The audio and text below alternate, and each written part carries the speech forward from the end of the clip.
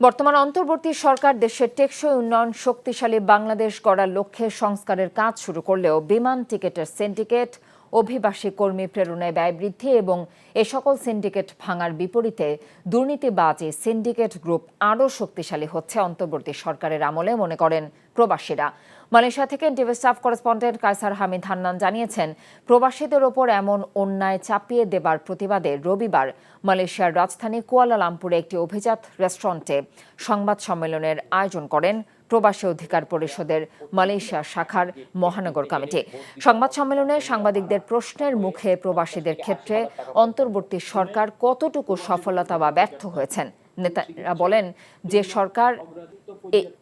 যে সরকারি ক্ষমতায় আসুক না কেন প্রবাসীদের জন্য দৃশ্যমান তেমন কোনো ভালো পরিবর্তন আনে না।